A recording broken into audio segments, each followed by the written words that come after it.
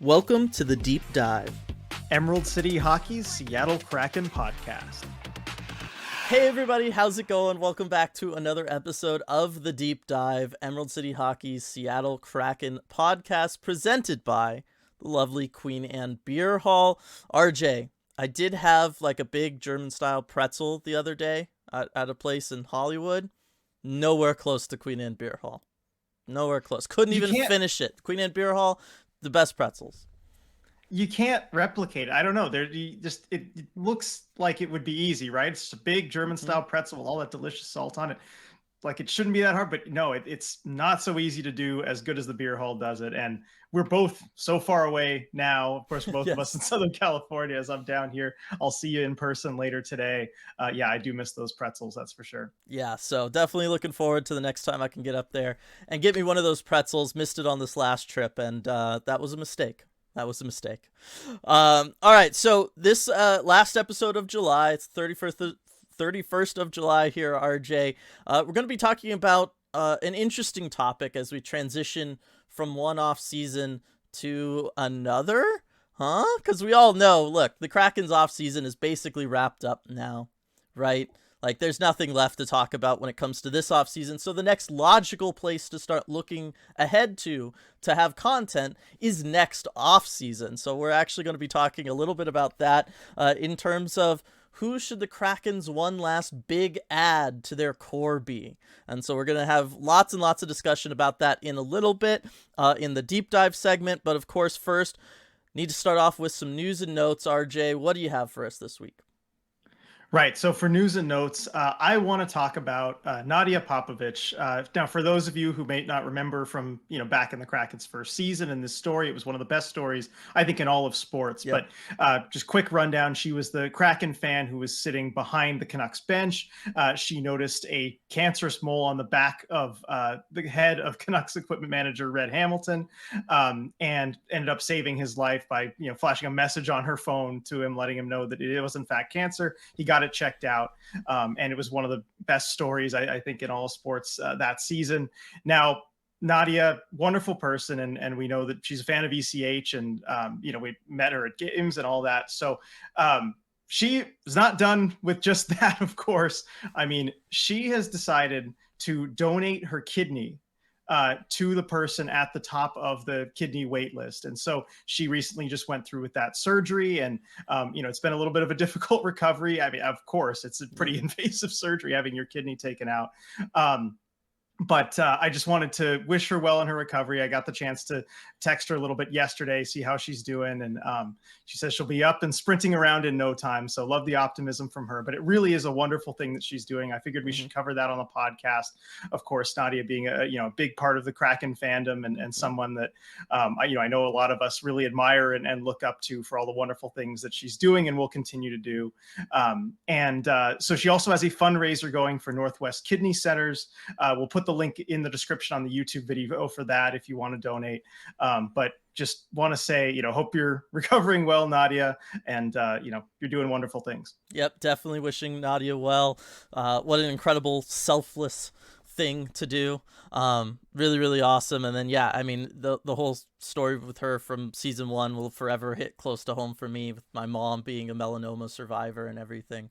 So yeah, it's all fantastic stuff. Definitely wishing you a speedy recovery, Nadia. And then that's it. Right? News and notes wise? For the news and notes, yeah. I mean, look, it's this time of the off season, right? Yeah. I mean, we're knocking on the door of August. As far as news, there's not. I guess let's cover one more thing real quick. This is kind of impromptu, but Ryan Donato got married, so congrats to Mr. and Mrs. Donato. There were some other Kraken players, at the wedding there. I think it was Jared McCann, Yanni Gord, was it Matty Benier? Somebody else was there too. But I know Ryan Donato, now a member of the Chicago Blackhawks, but we all remember him fondly as a Kraken. So wishing the Donatos well. Yep, definitely. And I mean, the other piece of news, I guess, would just be that I apparently have bangs now, for those of you watching the YouTube version. Oh yeah. I mean, if you're listening to the audio version, at some point check out the YouTube I was version. gonna Check say. out those bangs for Dylan. You got the very summer appropriate shirt there too. Well, look, I'm still trying to kick this infection. I need all the good vibes I can. So yes, I've been trying to channel Jimmy Buffett as much as humanly possible. All right, that's what I've been going for. I'm trying to do it. I gotta break out the Margaritaville machine. Just just whatever it takes. You know what I mean? Get past this 10th tonsil infection in 15 months. Let's go. Oh, Let's go. Dylan. It's terrible, RJ. I hate it. But it's okay. You know why? Because like I have some stuff to talk about here. Okay, RJ, here we go. You ready for this? You ready for this? Yes, let's go. Like the evil parent or teacher in any kids movie, RJ, I'm here to tell everyone that dreams die and you got to get over it. All right? Now, also, like every kid in a kid's movie, I'm also here to tell you when one dream dies, a million more can take its place. And of course, I'm referring to the fact that this past week, RJ, Sebastian Aho signed an 8-year extension with the Carolina Hurricanes, driving yet another dagger, another hockey dagger into my back. All right, and for I know, those and go for it. I thought of you immediately when I saw the extension. I know you were really on the Sebastian Aho to the Kraken train, given his contract was set to be up at the end of next season. Yep. I just want to say, Dylan, I'm sorry. It was really, really brutal. And for those of you who want a little context around this actually goes back to a Release the Fans episode we did with Gary. I believe it was our January edition this past year. And Gary, wonderful guest that we had on, asked the question basically of like, you know, who out there would we want the Kraken to maybe add? What kind of big additions could they make in the, you know, upcoming years and that kind of stuff, where we see the Kraken, you know, 2, 3, 4 years out. And Sebastian Aho was something that actually was an idea that I had doing that segment on that podcast. And it just seemed to line up so well, the history with Ron Francis and everything. And I really thought it could happen. I didn't think Carolina, RJ, I didn't think that they could pay somebody money. And then they proved me wrong. So there you go. I know. They did actually pay him money, although I still do think that contract is a steal. It is 975 cap hit, 8 years. Get the no movement clause for him in there. There's lots of weirdness with the base salary and the numbers bouncing all over the place there, RJ. Don't know what they're doing accounting wise, but the bottom line is I don't think Sebastian Aho will be leaving that team next offseason. No, definitely not. I think we can scratch that one off the list for the Kraken as far as who their big ad could be. Yep. So this is where the kid from the kids movie comes in, because where one dream door closes, many more are now available and open to us. So RJ, let's talk about who the Kraken's next big ad for their core should be. And why don't you go ahead and give everybody a little bit of like filler, or not filler, but really like a background, a base level, where we can talk about what it is that we're talking about here. Right. So for some background on this, and I've discussed this on some of the Armchair GM chats for the patrons, looking at the Kraken's longer term, or I guess medium term cap situation and looking forward to next offseason, things have become a little clearer, of course, now knowing what Vince Dunn's number is, knowing what Will Borgen's number is, as those two got extended this past offseason. But I reran the numbers again, knowing what we know now, to look at the Kraken's outlook for next offseason. And you kind of have to guess on a cap figure. There's talks that the salary cap will be going up significantly next offseason. And for this little Armchair GM, on cap friendly simulation, I went with 88.5 million as a salary cap, with the cap going up by about 5 million, which I think is pretty conservative. Yeah. I know, Dylan, you'd probably say it should be higher, but just wanted to get something in there where I wasn't overshooting the mark. So I went with that. And the next bit of business to do, of course, is the Matty Beniers extension. And we don't know what that number is going to be. I went with somewhere kind of right in the middle of what people are saying, that I've heard anyway, which was 9 million AAV. Now, it might be a little bit more, it might be a little bit less, depending on the type of deal. But I think that's kind of a good midpoint to go with. And we can always play with the numbers a little bit here. Yep. I went ahead and re-signed Eli Tolvanen at a 2.5 mil cap hit. It'll depend on what he does next season, of course, but he will be an RFA. You'll probably want to get that deal done. So again, you can kind kind of move one way or the other there. I have guys like Riker Evans and Shane Wright up on the NHL roster, which by next season you'd certainly expect them to be ready to go.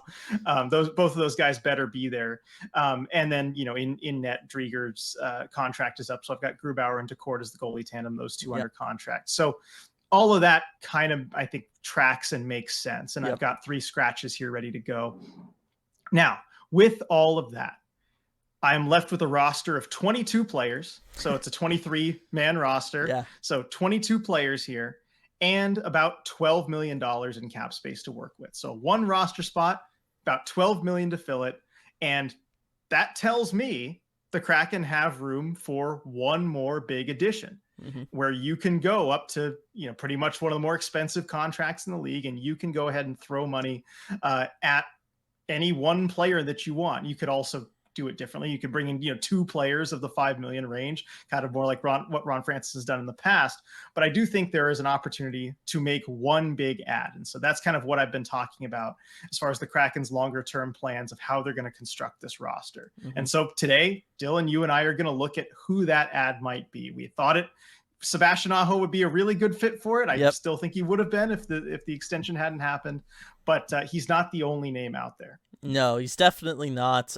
Free agency, as we all know, this past year wasn't necessarily the greatest crop of players available. I think everybody can kind of get on board with that. But next year, there's a lot of interesting names that are going to be available and out there and potentially available to the Kraken. And that's not even counting also trades that can happen. Look, this doesn't even have to include next offseason, RJ. Some of the names that I'm going to talk about, some of the names I'm really excited about, are guys that, the Kraken could potentially trade for at this year's deadline, but they have some term on their contract moving forward, and then things can work from there. So, lots of big stuff to talk about, though. I think the first place we got to talk about, RJ, is just like, where should we even be looking for this addition? What position are we looking for? A forward?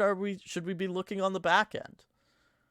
It's a good question, and there are a number of ways you could go with it too. Given the Kraken's current roster balance, it doesn't lend to an obvious answer. If they were really D heavy already, you'd think, okay, we want to bring in a forward. If you were exceptionally forward heavy, you think, okay, you want to shore up the blue line.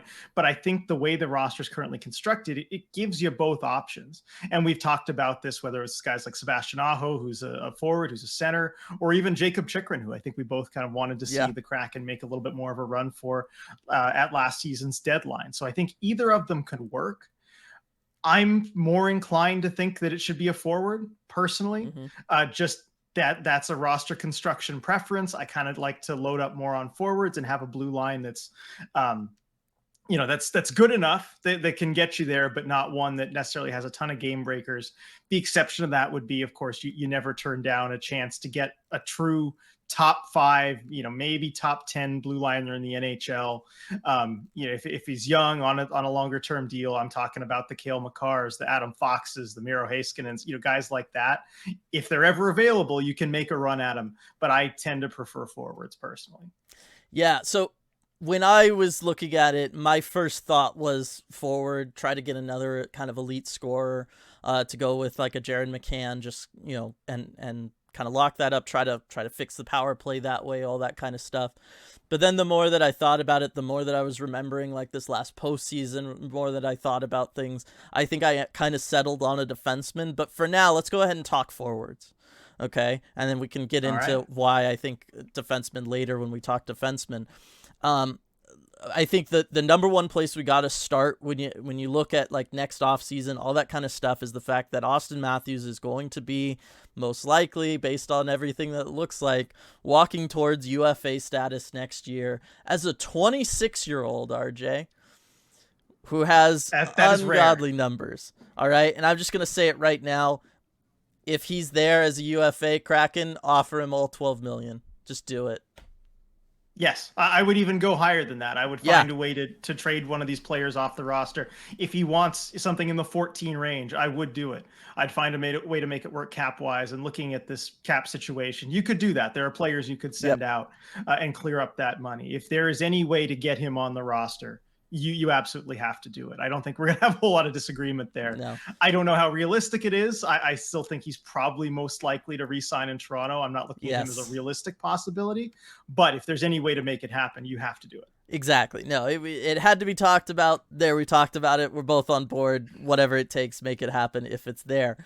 Now, what I think is then the next most interesting situation, at least on my end, RJ, and then we can get to the forwards you're maybe looking at, is depending on what happens with Austin Matthews, and depending on how much the cap jumps, all that kind of stuff, his teammate in Willie Nylander might be available next offseason.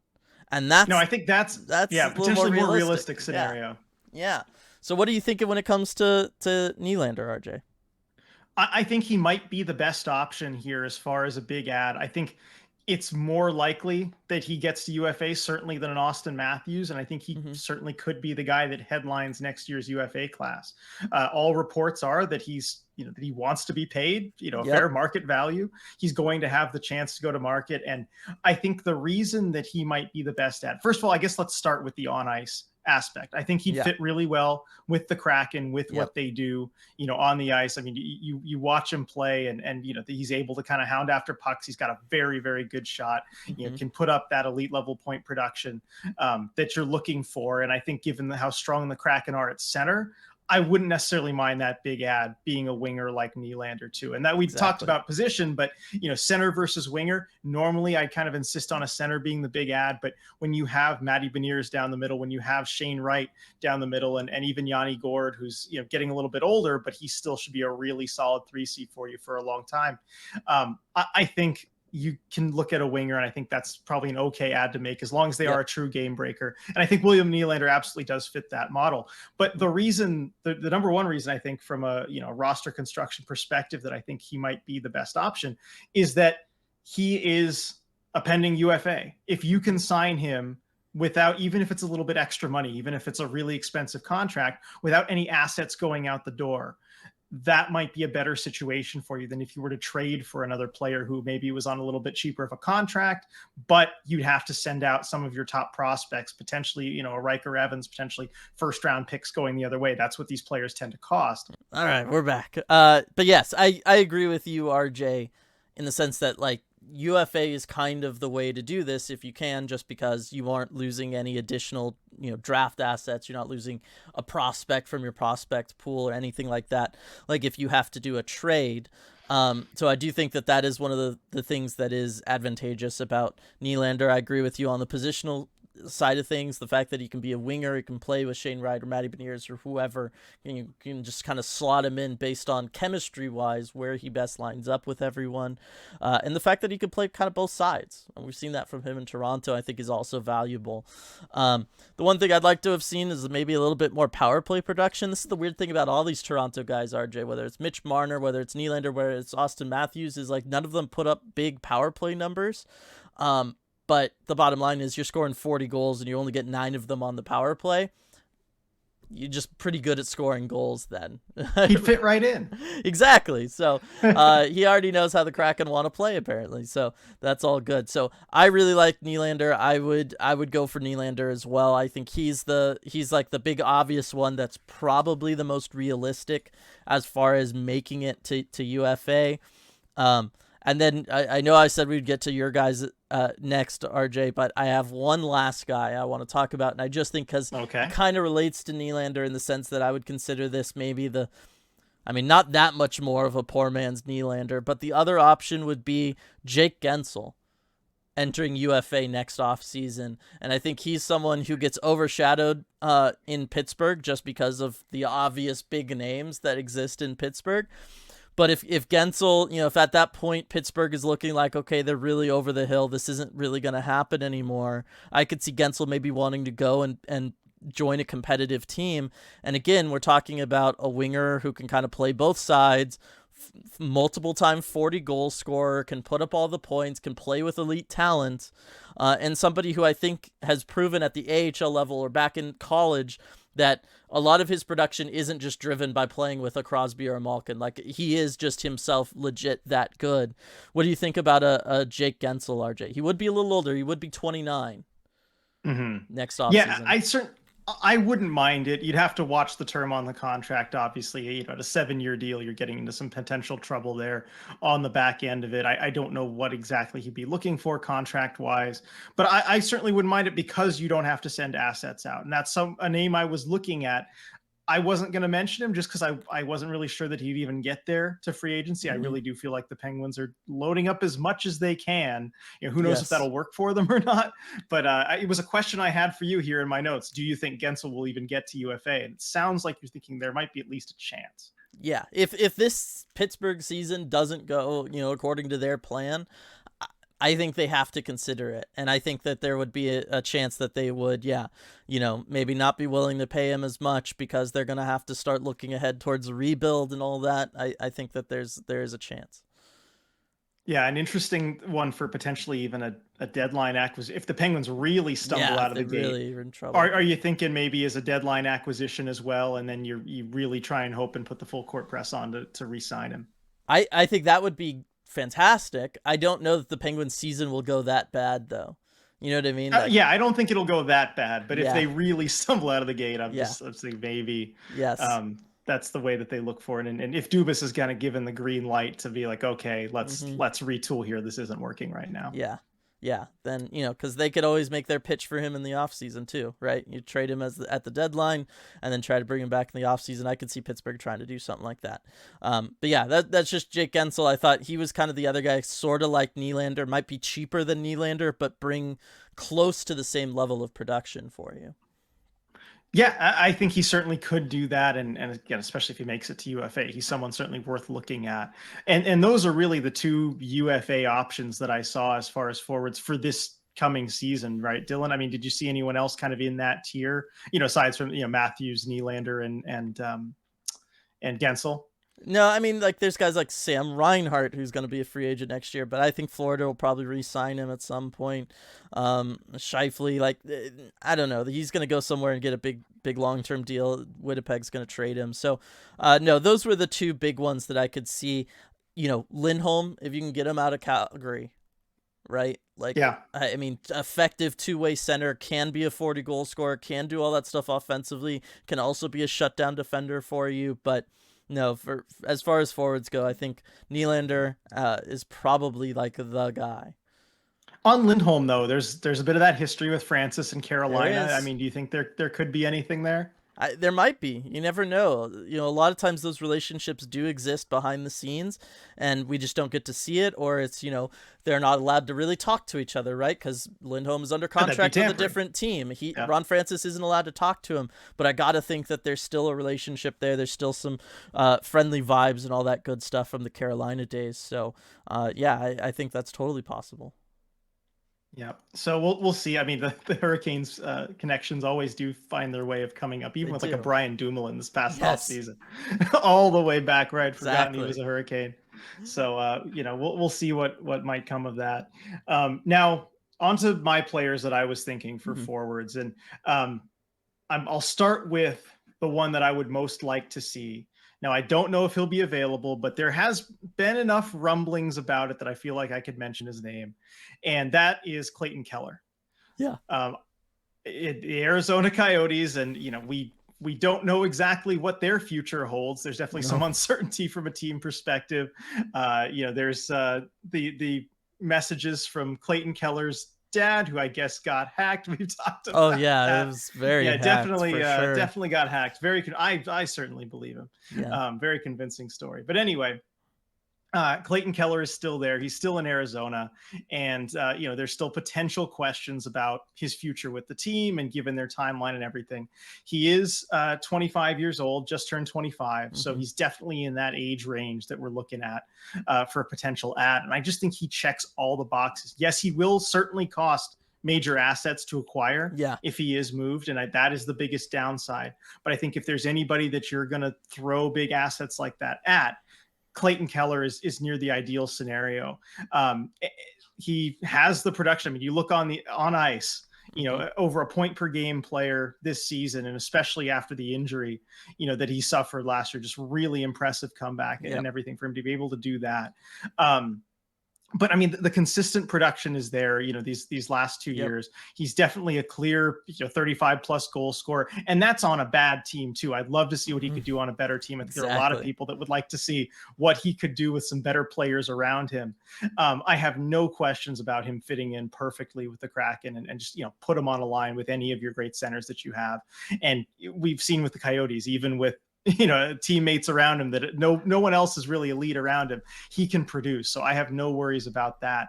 But the biggest plus to me, and this is always the thing I look at, is the contract situation. He has another 5 years left on his contract at $7.15 million. And for the player that he is, that is an absolute steal. Totally. An absolute steal of a contract. And especially as the cap goes up, that's going to look even more amazing than it does now. I just a fantastic contract if you can acquire that.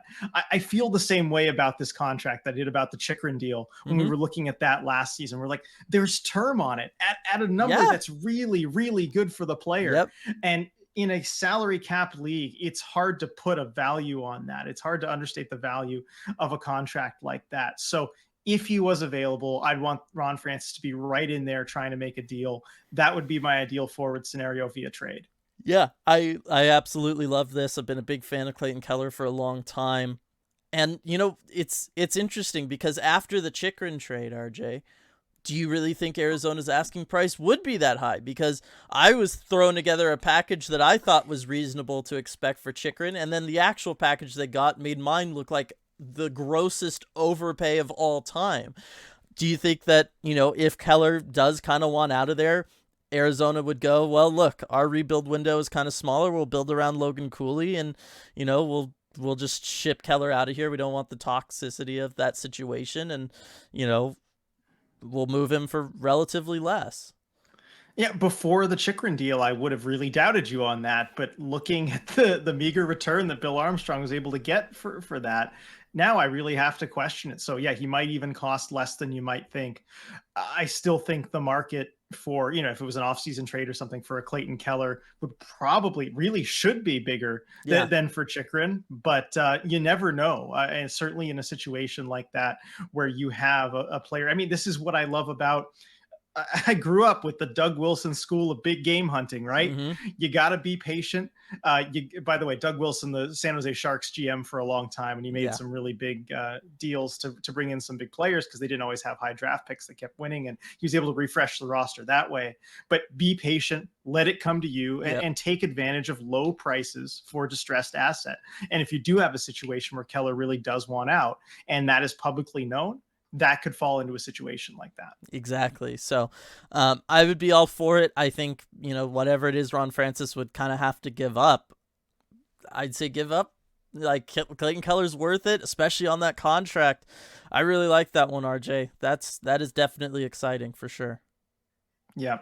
Now, looking at other names here, there was one name that I was not really thinking about too much until it came up today with an arbitration hearing, actually. And we'll see if they get a long-term deal done or what happens with that.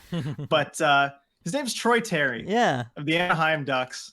And did you see the arbitration numbers here, Dylan, submitted by the player and the team? Yeah, I did. A little bit of a gap between them. I'd say so. I think player coming in about team coming in about 4 something million, player coming in at about 8 million is what it looked like. And I mean, Troy Terry, really good scoring winger. We're fans of his. We like his shot, certainly. I mean, just elite level shot. One of the few guys who can hang with the Jared McCann when you talk about just pure shooting talent right there. And so he's got this arbitration case with the Ducks. They're kind of far apart. I think he and the Ducks will probably get some kind of long-term deal done. Too. If you're Anaheim, if you're Pat Verbeek, you really should do that. But it's a situation I think you want to monitor just in case they can't. I wouldn't have any problem with paying Troy Terry. No, I wouldn't either. He's not necessarily like the same level of game breaker that a Clayton Keller is. He doesn't necessarily have the same level of playmaking, but that shot's going to play. it's going to play for a long time too. Like that's one of those things that ages well, is the ability to shoot the puck like that. And so, yeah, I think Troy Terry, he would certainly be somebody who could help out the Kraken's power play. You stick him on a line with a playmaker, with a Matty Beniers or a Shane Wright even, and I think you would definitely have something special. And let's be honest, I don't think Troy Terry, also, playing on a bad team just like Clayton Keller, the numbers kind of reflect that too. You got to think that he would get at least like a 10-point bump going from a bad Anaheim team over to a more solid Seattle Kraken team. So I really think that there's a chance that you could kind of sneak in there and get something done with him before he then has kind of that next level explosion points wise.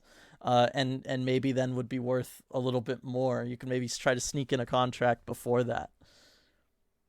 Right. And that's what I'm looking at the age. I'm kind of looking in that 25, ish age range, maybe for some of these guys who are still RFAs, where maybe there's another level you can hit. And you look at Terry too, and the Ducks basically over the last few years, there hasn't been a whole lot of talent. Yes, you got Trevor Zegras you can play with, but that Ducks team, really wanting for talent, especially before those guys arrived. And I think you could maybe get another level out of him if you stick him with a guy like Matty Beniers.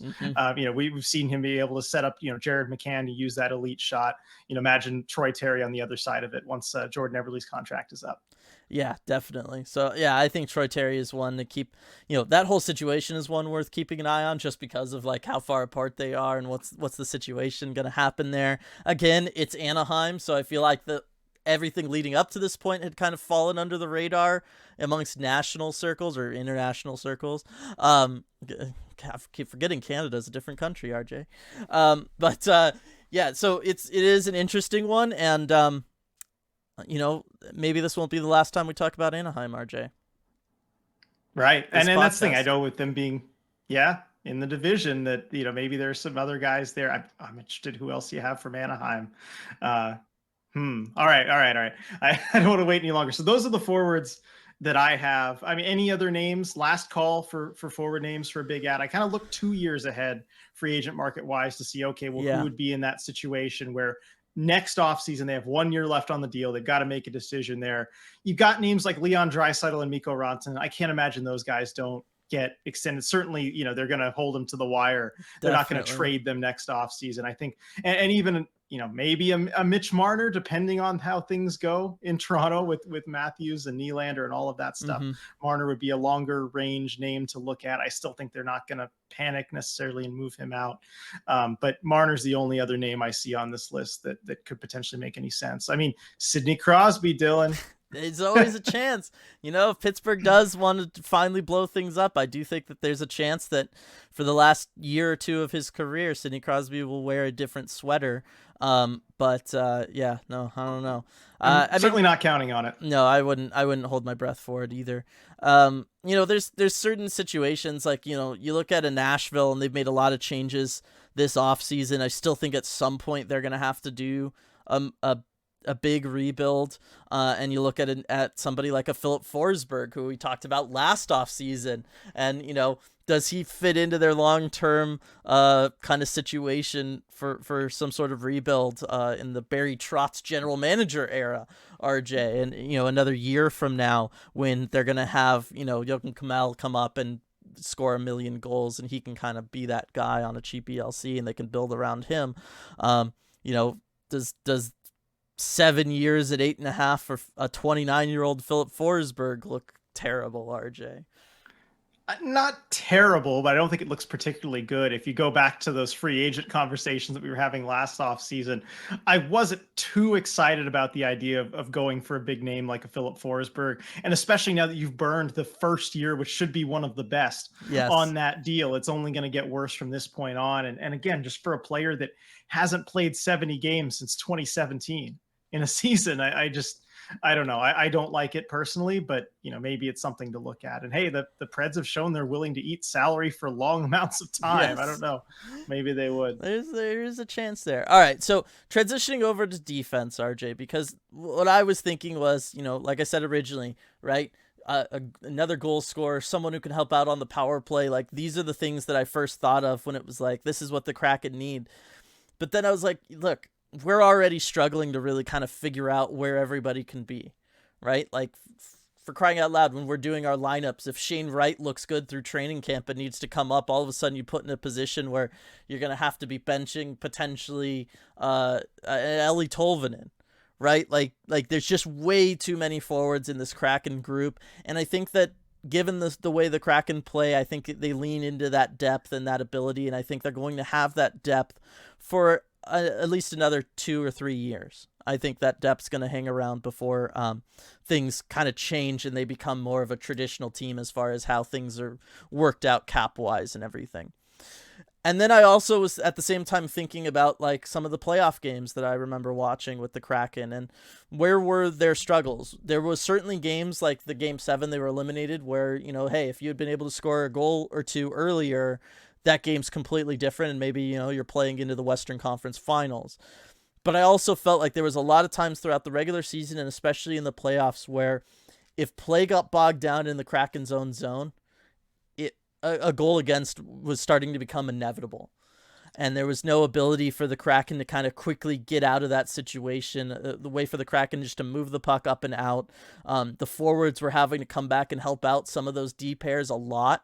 Like a lot. We're seeing Kraken, forwards really play in net front and stuff. And so as I was thinking back to those moments and things, I just thought, you know what? I think another veteran blue liner wouldn't be the worst thing in the world for the Kraken. And I think that could be a place to have somebody come in and be another stable top 4 presence who can choose some playoff minutes and really help out in those situations. Because I think that might be where the Kraken truly struggle with in the postseasons moving forward. And so there's some interesting names out there. I'm going to save the best one for last, RJ. Okay. Ooh, okay. Just to keep everybody listening because that's what podcasts do. That's what I've been told anyway. I've been reading books about it. So I'm actually going to start off with some interesting ones because when it comes to looking at the free agent crop for next year, RJ, there's not really a lot of defensemen. I mean, the highest one on the cap-friendly list because it's based off of previous cap hits is Brent Seabrook. That's not happening. Gotta go get him. Go get definitely. Followed by Rasmus Dahlin, who will be an RFA, and there's no way Buffalo's letting him go. So then you start looking at Tyler Myers. Ew. Jake Muzzin, who will be 35. No, thank you. It goes on from there, but the bottom line is there's not really a lot of guys that are going to be coming up as free agents next go around. There's really only one, and we're going to start off with this team because it's actually one of the few teams that I think could be realistic to either trade for, or maybe you end up with this player that we'll start off talking about, and it's within division, and that's the Calgary Flames. Now, Calgary is, they're going through something. They're a rebrand, we'll call it, within their front office and their coaching situation and everything. And the one guy who's going to be an unrestricted free agent next year is Noah Hanifin. And he'll be 27 years old, so it'll be the first year of eligibility for an unrestricted free agent. He's a player originally drafted by Carolina, although I think that was post... Was that post Ron? No, it was Ron Francis. So there you go. Ron Francis, yeah, so you have the Ron Francis connection there. And he's a player who kind of had a slow start to his career, but has really blossomed into a solid top 4 defenseman, somebody who is capable of chewing up some big minutes when you need him to, and producing and holding his own in the defensive zone. And so RJ, Noah Hanifin next year, if Calgary's kind of still going through their retool, not really sure what they're doing, I could see him wanting to test that free agent market, especially with not a lot of other defensemen on the market. He'd be in line for a big payday. The Kraken would have to pay to keep up with everybody else, but I think Noah Hanifin would be a really good option. He's certainly a player I could see leaving. I definitely buy your premise. I mean, with Calgary, it seems like everybody either wants out or is going to want out. So that makes sense to me. And he's someone that's even been in trade discussions this offseason for teams that, that might be looking to acquire a defenseman. And look, I like Noah Hanifin. I mean, he's a Kraken killer. I mean, he seems to always put up a point or two in every game against Seattle. So they've certainly seen what he's capable of. And I do think he's a really solid, top 4 defenseman, maybe low end first pairing defenseman. I mean, Dylan, what would you say? Kind of how would you put him in there as far as what his level is at, really. I mean, where Yeah. would he fit in? For me, he's always been like a top 4 guy. I think you've always been a little higher on him than I have when we've talked about him. But I'm starting to come around to him because I really have seen the defensive growth from him these last couple seasons, which isn't unusual to see that, 5-6 years into a defenseman's career, they start figuring that aspect out. And Calgary has, transitioned him more into a guy where he's starting half the time offensive, half the time defensive and stuff. So, I think that's a fair assessment. I think he does have like that kind of low end top pairing potential. Okay, fair enough. And because I have been a little higher on him than you, I think, over the years. And but that said, even though I like him, I like the player that he is, I don't like him as a fit for this one big ad that you can make. So when we talk about the type of big ad we want the Kraken to make, I just don't know that he fits this strategy. It could work bringing in him and then another, $5 million player. But what worries me is that he's going to be a UFA. He might be the best UFA defenseman on the market at that point for that year. And as we know, those contracts can tend to get really high when a player has maximum leverage like that. So I might come at him with a reasonable deal and, kind of take it or leave it situation. And I wouldn't mind if he took it. But I worry that number would be too high. All right. So I agree with you on, I think the number's probably going to be too high for Hanifin and what he is. So I agree with you there. He's just the place to start. Nikita Zadorov, also, though, going to be a UFA, probably not going to have the same level of market. Maybe? Correct the mistake from the expansion draft, RJ? Possibly. I don't know that, again, I don't think he fits in terms of a big ad, but he could be a good piece for one of the, if you go with the smaller ad strategy. Yeah. The other team that I was looking at that I thought could be interesting, and this would involve a trade for a defenseman, is the St. Louis Blues, RJ. So we all know their situation from this past year. It did not go according to plan. They kind of did a really quick, tear down of the pieces that they could, get rid of all the rentals that they had on. They were able to get 3 first-round picks. Everything looked good for them there. If things continue to struggle for them next year, which, to be honest, looking at their roster, the division they're in, I could see definitely happening. I could see them maybe start thinking, okay, we are just looking at a longer-term rebuild here. And I could see them maybe wanting to flip one of Justin Falk, Torrey Krug, or Colton Parayko while they still have value. Would you be interested in one of those 3 guys from St. Louis? They're all under contract at $6.5 million, RJ.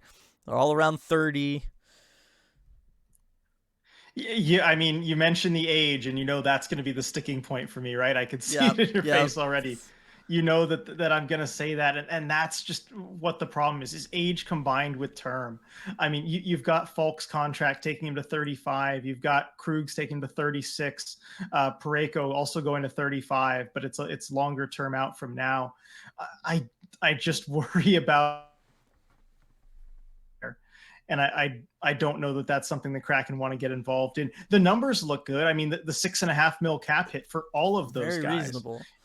It is very reasonable. And so maybe you could have that. Maybe that's kind of the Hanifin alternative that you're looking at. Maybe somebody who's a little bit older, but the contract's going to look similar and maybe could be cheap to acquire.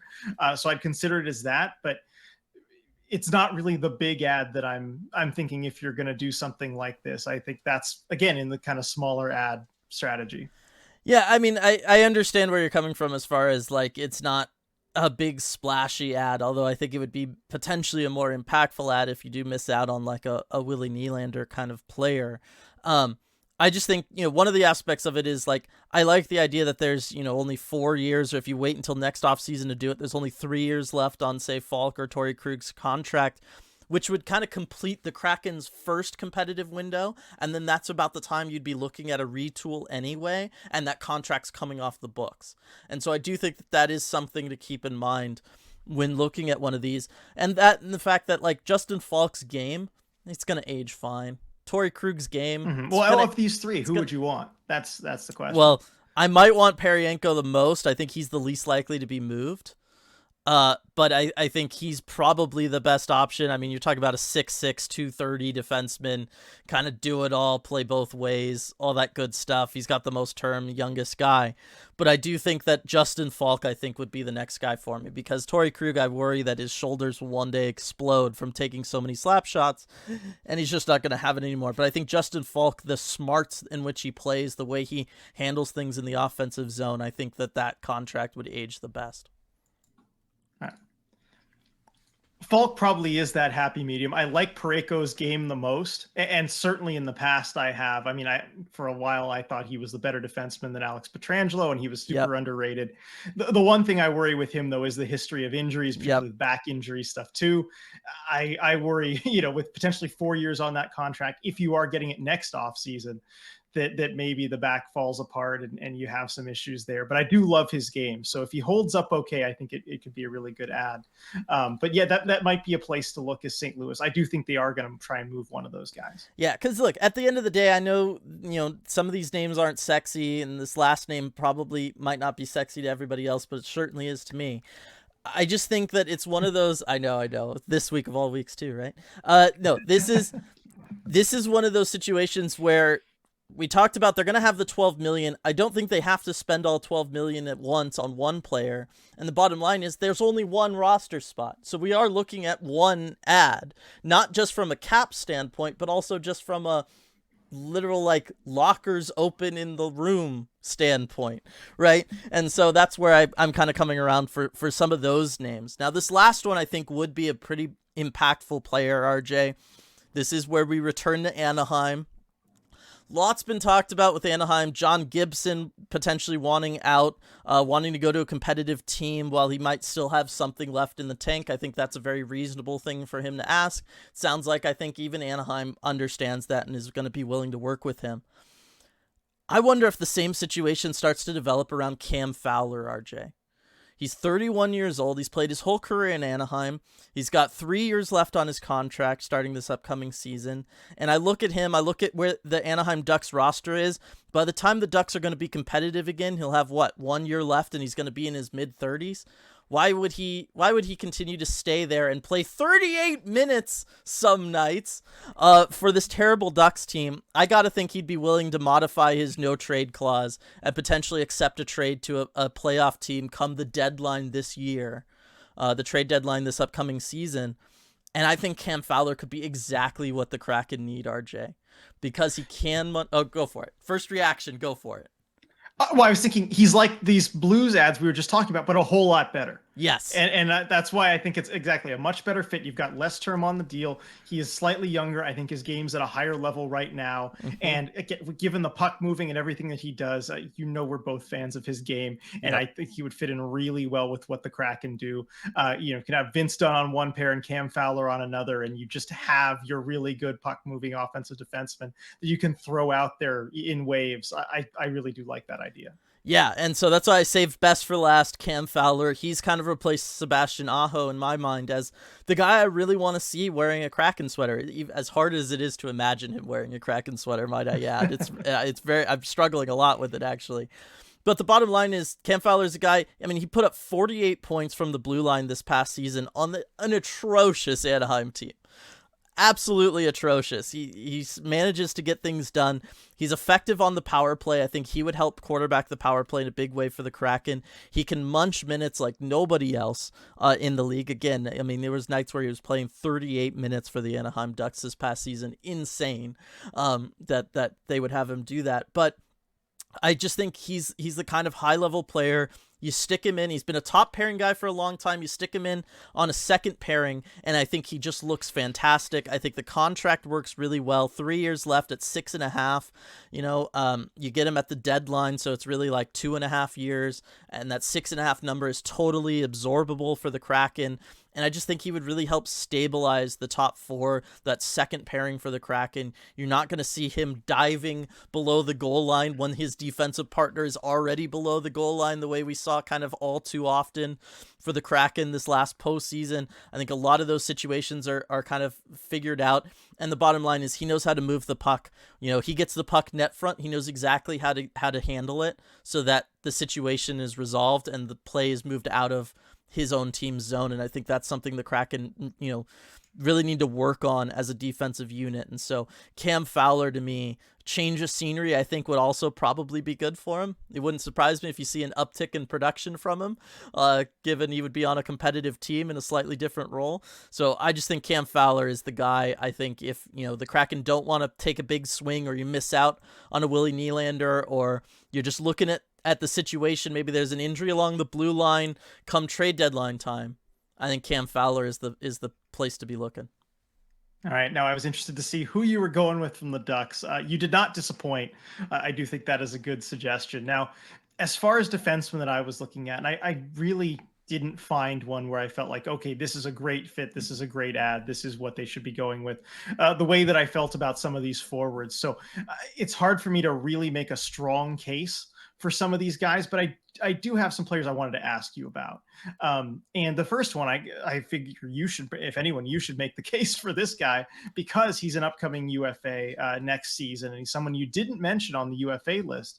And that is Brandon Montour. Now, that may be because you thought the Panthers will re-sign him. He won't get there, but I wanted to at least ask you about him because I know you are a huge fan of his game. Yeah, I'm a huge fan of what it's become now, I guess. I got to think Florida's going to re-sign him, though, right? Like, how could they not after the season that he had? Maybe they're waiting to see if it's repeatable. But if I'm Florida, that's one of my biggest things for this offseason is re-signing him.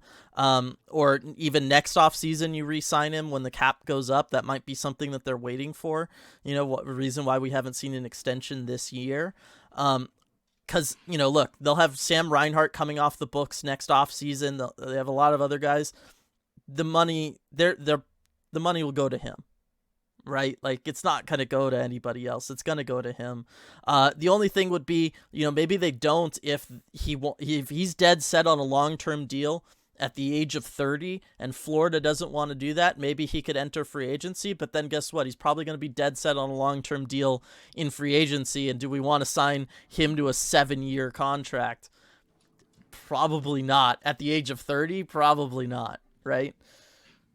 Yeah, and that's the danger when you have a player like that, kind of at that stage of his career, going back into free agency again. Interesting to think this is kind of where Vince Dunn's going to be in 4 years, I feel like. Yeah. Maybe coming off a point per game type season and potentially wanting a long-term deal at that age, and maybe it's something you want to shy away from. One more guy who will also be 30 and also be a UFA next season if he gets that far is Devon Toews from Colorado. Mm-hmm. And they have cap issues of their own. They might not be able to afford to pay everybody, especially on their blue line. Yeah. What do you think of him?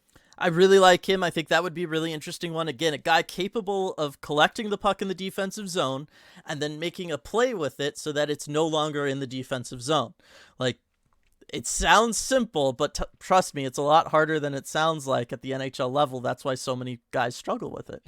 I really like him. I just think I got to think again, entering next offseason with how few defensemen are going to be on this market, he's going to have the ability to ask for a lot when it comes to term and money.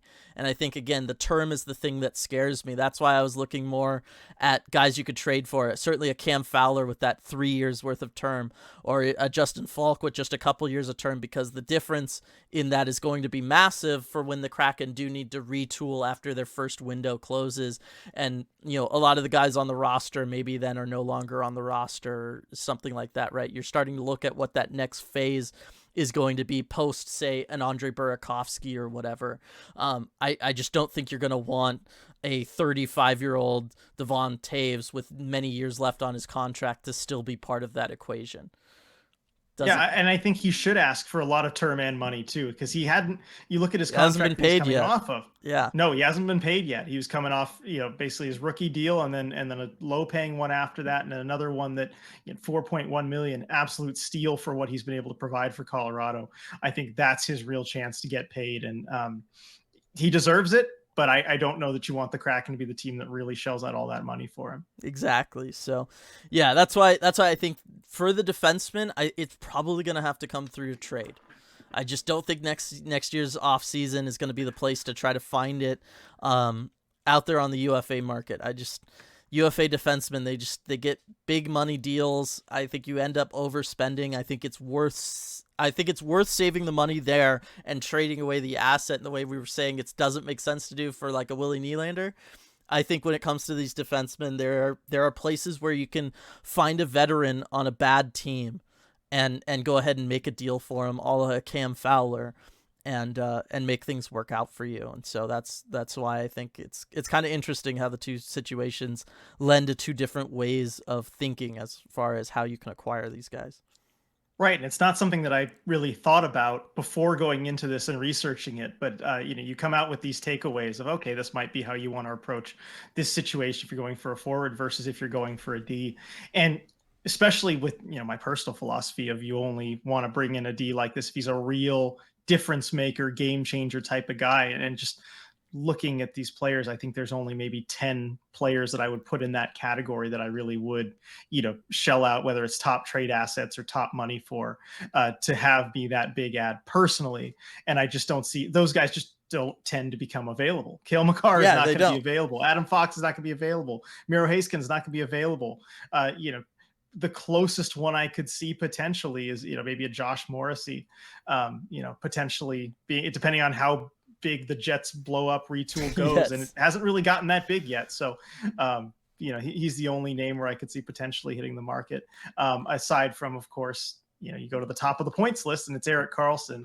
And I was, going to try and avoid saying his name on this episode, but I feel like I'd be doing everyone a disservice if I didn't, just given that his name is really already out there in trade rumors and it's confirmed the Kraken have talked to him about these things. And I've made my position known if you follow us on Twitter, if you've, seen me talk about it anywhere. So I won't really get into it in depth. I just don't think there's a deal that could work for the Kraken and that the Sharks would also be willing to do. I just don't think there's a medium point there. I don't think he's also a good fit on the ice stylistically for the team, but I won't get into the details of all of that.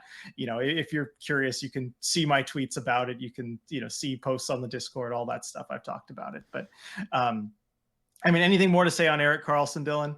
No, other than, the Kraken were talked about in relation to him, and now they're no longer being talked about in relation to maybe trading for him, which I think tells us all that we need to know. I still think San Jose is the holdup in all this, and in that they just refuse to retain as much of that salary as they're going to have to if they want any sort of return for him. But interesting, RJ, how you start off talking about the Doug Wilson big game hunting, go out there and try to trade for a depreciated top asset and then bring him in and everything. And then, Erik Karlsson was kind of the last guy Doug Wilson did that with the Sharks. He was, and it was the first time that it really failed. And it shows the risk side of the risk reward of trading for a guy like that. You have to know that they can be the difference maker that you're hoping that they will be. With injury issues, you have to be really careful when you acquire someone, and especially, with age being a part of that as well. So do be careful on it. And that's another reason maybe why I'm afraid of bringing in a big name defenseman rather than a forward, because it worked out for Joe Thornton just fine. It worked out, for Vegas for Jack Eichel just fine. So I think with a true top center, I really don't have any concerns, because that just seems to always work out. Versus defensemen, it can get a little bit more iffy. Right, which is, again, why, the combination of those top guys not being available, and really what the Kraken need is just more, I would say, consistent depth on the blue line. I am really worried about the Kraken blue line. I'm not going to lie, everybody. And that's why I was looking in that kind of more mid-range defenseman that you can bring in and hopefully just shore it up a little bit. And then you can kind of play Larson Dunn, 30 minutes a night in the postseason, play that second pairing, and then maybe, figure things out from there. But I want to hear everybody else's suggestions, right? Like, hit us up on Discord, on X, I guess. No, Dylan, hit us up on Twitter. Yes. Call it that. I know. Hit us up on Twitter. The Discord, obviously, that's been popping off all off season. It really does seem like a lot of people have been transitioning over to the Discord from everything. And you know what? Great. It's perfect, because I think Discord really lends itself to the conversations that we all want to have as sports fans really, really well. So definitely check out the Discord, link in the description below if you're watching on YouTube. And then, of course, leave YouTube comments talking about all this stuff. And then just know, Starting next week, we'll be in August, which is way too early territory. Joshua, I've seen all the comments about the over-unders. You want to know how everybody did last year and then the over-unders for next year. We will be doing that in August. That's the time for it, all the way too early fun stuff. So that is all coming starting next week on the deep dive. We're also rapidly approaching episode 100, and RJ and I have to talk about what that's going to mean. I think RJ's internet dropped again, so I'm just going to kind of close out this podcast here. So yes, that's that. All that fun stuff is going to be coming up in the month ahead on the deep dive. Just because it's August and a slow month for hockey doesn't mean it's the slow month for us here at Emerald City Hockey. And one final shout out to Queen Anne Beer Hall and their amazing pretzels. RJ, you're back. Do you have any parting words? As you stretch? Anything? Can you hear me? I don't think he can hear me. All right, so that's going to do it for this episode of the Deep Dive, everybody. We'll see you all next time. Hey everyone, before we go, we just wanted to give a quick shout out to all of our awesome patrons over at patreon.com/Emerald City Hockey, especially our Terror of the Deep patrons. Absurdly Sane, Alex, Andrew, Anonymous, Ben, Brad, Burnt Creme, Kaylin, Chris, Cody, Connor, Coop, Daryl, Denise, DJ Singletone, Duthin, Eli, Elizabeth, Evan, Habak, Gaby, Gary, Gregory, Jay, Jane, Jeremy, Jessica, Joni, Joseph, Josh, Joshua, Katie, Keegan, Kepler, Kitty B. Kraken, Leanne, Light, Lonnie, Mark, Maya, Michael, Michelle, Noah, Nori, Nunya, Paige, Paul, Rayanne, Rebecca, Ryan, Sarah, Scott, C.A. Kraken, Sean B., Sean O., Sergey, Shannon, Shoeshine, Skeletal Tendency, Steve, Steven, Striatic, Hasty Kobold, Team YMIAT, Tank Commander Ty, Wendy, Strife, and Zane. Thank you so much for making all this possible. We really appreciate your support.